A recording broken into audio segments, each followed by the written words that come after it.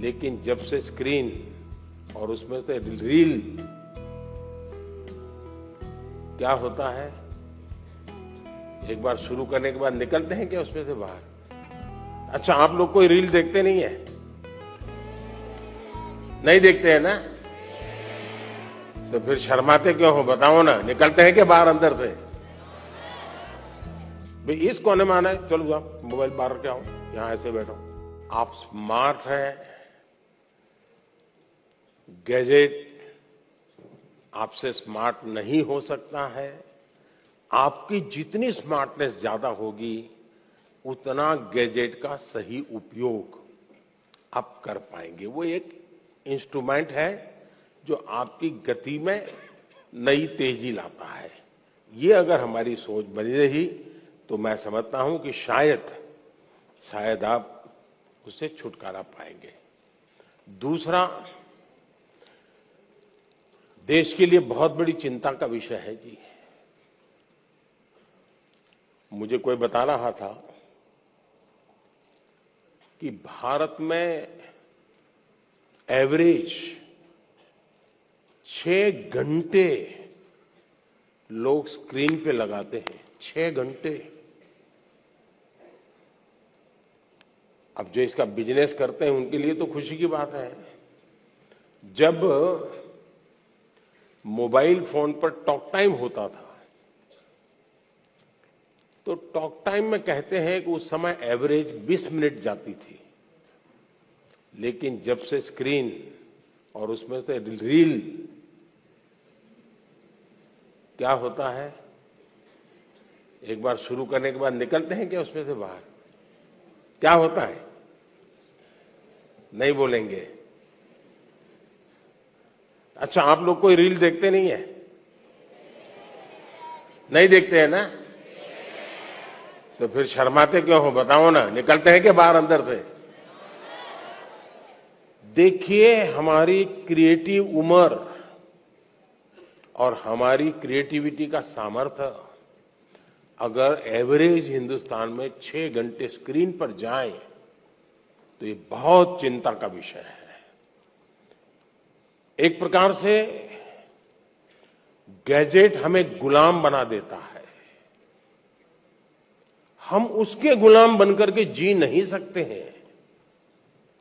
परमात्मा ने हमें एक स्वतंत्र अस्तित्व दिया है, स्वतंत्र व्यक्तित्व दिया है, और इसलिए हमें सचेत रहना चाहिए कि कहीं मैं इसका गुलाम तो नहीं हूं। आपने देखा होगा, आप कभी भी देखे होंगे, मेरे हाथ में कभी कोई मोबाइल फोन शायद आप रेयरली कभी देखा होगा, रेयरली। मैंने क्यों अपने आप को संभाल के रखा हुआ है, जबकि मैं एक्टिव बहुत हूं, लेकिन उसके लिए समय मैंने तय किया हुआ है। उस समय के बाहर मैं ज्यादा नहीं करता हूं, और इसलिए लोग, तो मैंने देखा है, अच्छी मीटिंग चल रही है, बहुत अच्छी, और थोड़ा सा वाइब्रेशन आया तो ऐसे निकाल के देखता है।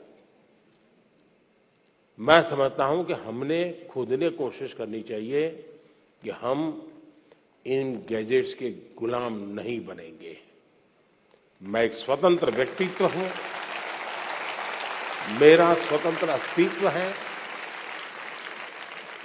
और उसमें से जो मेरे काम की चीज है उस तक ही मैं सीमित रहूंगा। मैं टेक्नोलॉजी का उपयोग करूंगा, मैं टेक्नोलॉजी से भागूंगा नहीं, लेकिन मैं उसकी उपयोगिता और आवश्यकता अपने मुताबिक करूंगा।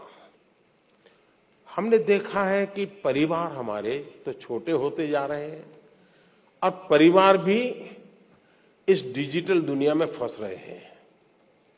एक ही घर में मां, बेटा, बहन, भाई, पापा सब रह रहे हैं, और एक ही कमरे में वो उसको व्हाट्सएप कर रहा है। मैं आपकी ही बात बता रहा हूं ना। मां भी पापा को व्हाट्सएप करेगी। देखा होगा आपने, घर में सब बैठे हैं साथ में, लेकिन हर अपने मोबाइल में खोया हुआ है। वो उधर देख रहा है, ये इधर देख रहा है। यही हो गया है ना। मुझे बताइए, परिवार कैसे चलेगा जी? पहले तो बस में ट्रेन में जाते थे तो लोग गप्पे मारते थे, अब अगर कनेक्टिविटी मिल गई तो पहला काम यही, जैसे दुनिया भर का काम उन्हीं के पास है, उनके बिना दुनिया रुक जाने वाली है। ये जो बीमारियां हैं, इस बीमारियों को हमें पहचानना होगा। हम अगर इन बीमारियों को पहचानेंगे तो हम बीमारियों से मुक्त हो सकते हैं।